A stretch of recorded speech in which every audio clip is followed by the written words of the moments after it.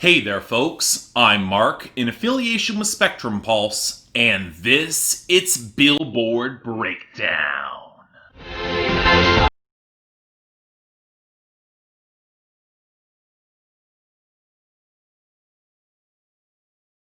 Like this, mostly because I tend to have a haphazard record when it comes to predictions, and I don't want to jinx anything here, but this is one of those better weeks where it's hard to avoid the feeling that major changes are in the cards beyond just new arrivals and our new number one.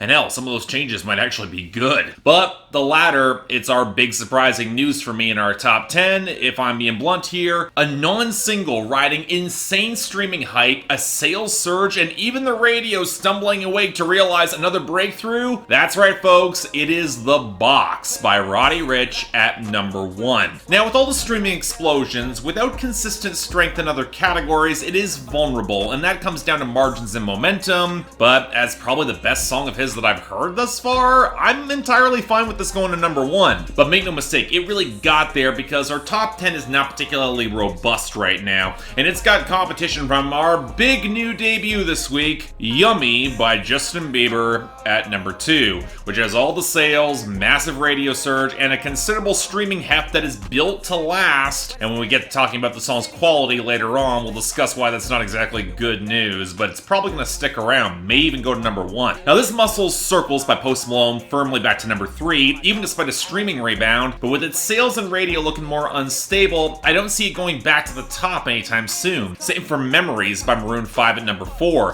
which might still have more sales and radio traction, but the lack of solid streaming will block it from getting any higher.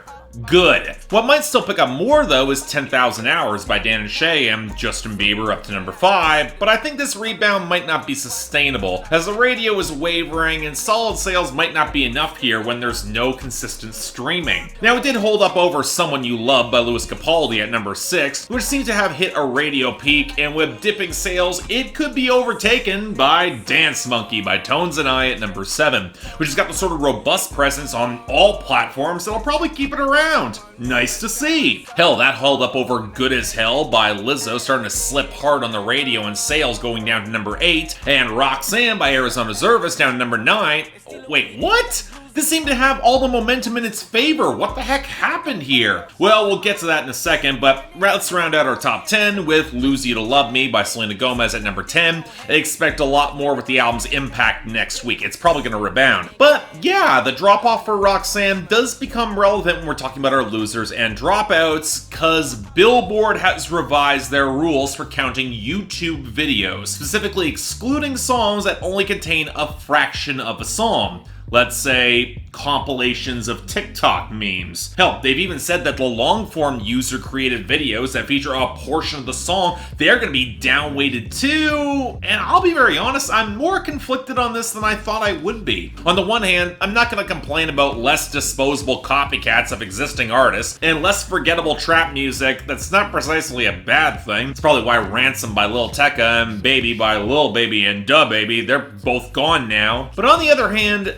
there goes another way for artists to break onto the Hot 100 outside of the entrenched label structure, and in comparison with Vine, I've actually seen acts with real potential break through thanks to TikTok. So I'm not really going to be happy that Old Town Road by Lil Nas X featuring Billy Ray Cyrus plummeted down to 46, or that Bad Guy by Billie Eilish slid down to 33. Now beyond all that though, the rest of our losers are not surprising. Outside of Tusa by Karol G and Nicki Minaj at number 87, the rest of our losers are affiliated with the whole Jack Boys camp and falling off the debut, with Out West featuring Young Thug at 52, Gang Gang with Sheck West at 71, Had Enough with Quavo and Offset at 76, What To Do featuring Don Toliver at 100, and Don Toliver's own song No Idea stumbling hard at 58. Now, of course, the big question is what's going to be filling in the gap here for 2020, and man, it's kind of all over the damn place. We got some trap returning with All Dat by MoneyBagg Yo and Megan Thee Stallion at 99, and Make No Sense by Youngboy Never Broke Again at 96, but the bigger story, unsurprisingly, Roddy Ricch, as he saw PETA with Meek Mill return to 86, and gains for Tiptoe with A Boogie with the Hoodie at 79, Start With Me with Gunna at 56, and High Fashion with Mustard riding big off the debut last week to 35. Now the rest,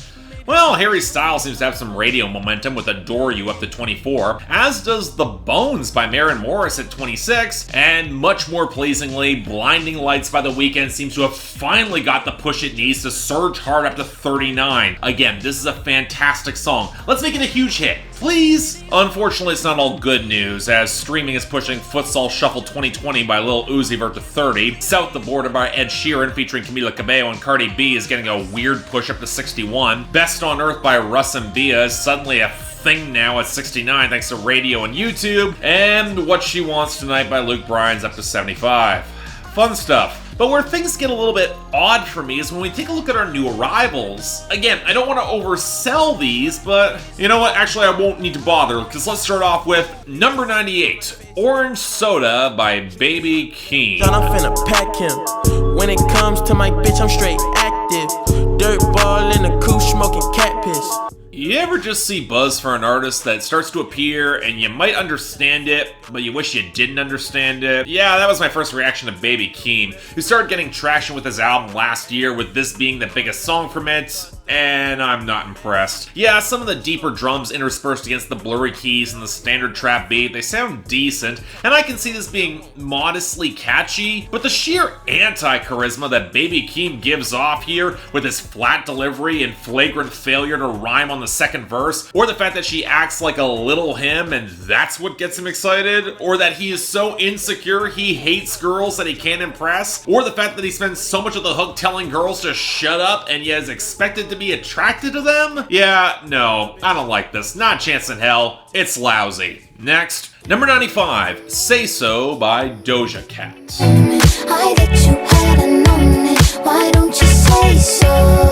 Okay, can somebody please get Doja Cat away from Kemosabe and Dr. Luke? All he's doing here is cribbing lazy notes from retro 80s R&B and vaporwave and giving Doja Cat the leftovers, with a really cheap-sounding drum machine to boot here. Hell, it's not like there's much else going on with this. Doja Cat wants this guy to confess his love and fuck her already, and yet by the time the second verse that goes into more hip-hop territory, which, yeah, has more personality than the poppy crooning she's doing, I'm left thinking that she's trying to provide more energy and verve to a song that just is not giving her a lot to work with. And even then, it really does feel like all she's doing is working with the basics here, and any sort of enjoyable elements just wind up kind of colorless and really forgettable. So yeah, sorry folks, not really feeling this. Number 94, 2020 by Lil Tjay. Died and no try. I gotta make it home so my mama don't cry. I'd rather do the sentence, least time will go by. I think Lil Tjay only put out the song because of the new year, not because he wanted to continue pushing singles from that debut album last year, but considering that the song we got out of it, I kinda get why. It's got that spare but well-placed piano off the heavier trap knock, and Lil Tjay croon rapping through a more focused but frustrated reflection on his hustle. And while it isn't all that far removed from the more sober material that Lil Tjay's produced before, I still like this a decent bit. I like his reflection and how jail actually wound up forcing him to pull his life around. I like how grateful he is to blow up so fast, with the implication that his primary focus must be sustaining it, not reveling in it. And I like how frank he is surrounding where he will contribute his verses, and just how quickly he could fall out of focus in the mainstream. Again, I wouldn't precisely call it revolutionary, or more than just a Lucy thrown out to capitalize on the new year and a more money, more problems anthem, but you know, it's a pretty good one for that, so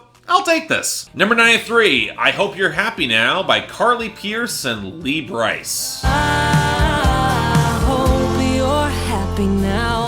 I've been thinking for a while now that Carly Pearce probably deserved a little bit more traction beyond Every Little Thing, so teaming up with Lee Brice off of one of his best years on the charts in some time, it's a smart move. And yeah, you know what, this wound up being pretty decent as well, off of one of the last releases from the late producer Busby before he passed away too early in September of last year. Yeah, I'm not quite sure the vocals and the guitars quite have the fullness and body they should have, especially with the percussion given so much emphasis, but the drums sound live, and the acoustic tones are prominent and organic. I like how the song plays its breakup duet with both partners trying to be a little more mature and hope that the other is happy now, with Pearce being the regretful instigator and Lee Brice trying to parse through his fractured feelings that are still there. Now again, I wouldn't quite say this goes above and beyond or rise to being a great song in its detail and delivery, but you know what, hey, if both these two get some success, I'm okay with that.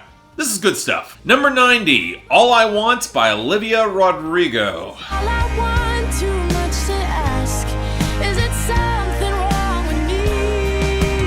Okay, to explain all this. So, High School Musical was a thing in the 2000s, and one that completely slipped me by because I was in high school at the time and I was focusing on other things. Come university, I'd be watching Glee, but you know what? My point is that this was a phenomenon I just missed. Now, over a decade later, in the tradition of Disney being meta, they've made a mockumentary TV series called High School Musical, the series, with the conceit being that in the fake high school where the original was being made, a background extra on that movie is now a drama teacher and is creating a new tribute version to the musical that's now being shown on TV in this series and is also a musical, and the diegesis of all this is making my head spin. Anyway, this is a song from that show with the main female character reflecting on boy troubles. A song actually written by the actress who plays that character, and it's fine.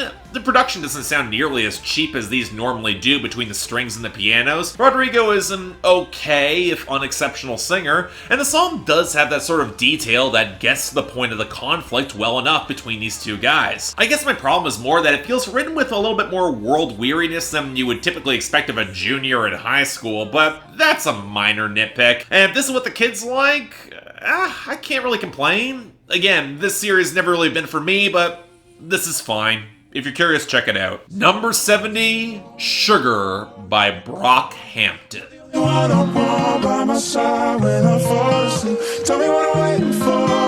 Took us 3 years to get here, but here we are. Brockhampton is finally on the Hot 100, with a real streaming surge that doesn't seem to be slowing down or blunted by Billboard changing the rules. Now, for those of you who aren't aware, and look, for us fans, we gotta realize there's a whole world of people who are not online, who haven't lived with this boy band. Brockhampton are an internet-driven hip-hop boy band who bend across genres, a lot of weird vocal layering, heartfelt introspection, and so many hooks that I'm honestly shocked it took them this long to snag any success, and yet off one of their more restrained cuts and projects too. Now, I didn't really talk about Sugar when I reviewed the album Ginger last year, and my observations that it's a pretty great Brockhampton song, albeit not among my favorites from that album. The melancholic and fractured guitar loop off the spare, sandy beat and spiraling tape scratches as pitch-shifted voices from the members circle through a lot of dejected yearning, riding a hook from Ryan Beatty that is frankly one of the more soulful hooks he's delivered from his projects. Then Dom speaks on the frustration of his angst being commodified so he can never quite escape it in his searching. Then Matt Champion's gonna rap about listless escapism where he will actually need more guidance. And Kevin Abstract, he finally found his passport and he can leave with you whenever you really want. Now, granted, what I love most about this song is Bareface's singing. His increased integration with the rest of the boys add a lot of raw dimensionality. It's a real unique dimension for the band, and his yearning is just phenomenal here. But as a whole, okay, for me, it's not No Halo or Dearly Departed, but you know what? If Sugar opens up the door for either to get airplay or the boys finally get the success they so dearly deserve, I'm happy we got a legit excellent song on the way. So proud to hear it, guys.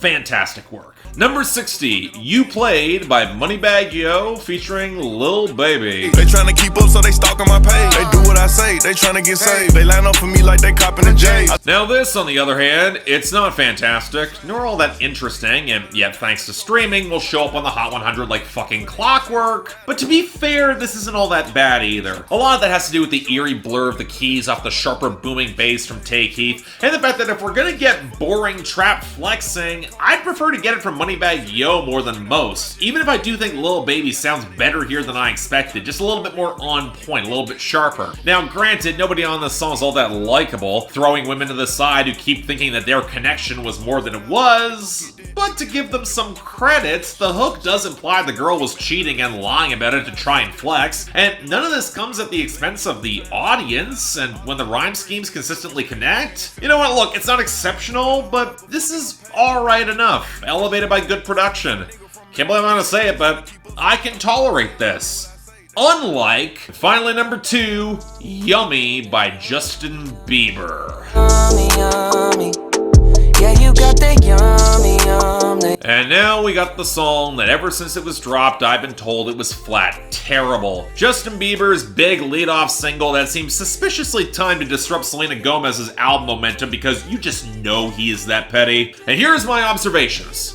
Man, this sounds dated. The drowned out keys, the cheap trap drum machine that will change up, the odd squeaking elements. Am I the only one who thinks that this instrumental sounds like it's from about a year ago from maybe Ariana Grande's Leftovers? Which I should remind you was her worst era of production. But a larger problem is that this is Justin Bieber's increasingly over-processed hooks squeaking about how much his girl has the Yummie, which I'm not sure in any vein of R&B could be made to be sounding sexy or appealing. Certainly not from Bieber, as he's also playing to the same ugly vocal layering and Stan Army promotional tactics as Chris Brown. And I'm not even as bothered by him referencing his House Slippers brand so much as on the second verse where he says his girl never runs low on supplies. It was wonky when Justin Timberlake used that metaphor on Man of the Woods from the titular song in 2018, but at least he has more personality than this. But it was the Stallion reference that just screamed of desperation here. To even conceive of the universe where Megan would show up on a song like this and not slap the shit out of Justin Bieber convinces me that she was referenced for name recognition and clicks rather than any sort of quality or cohesion. Cause yeah, if you can't tell,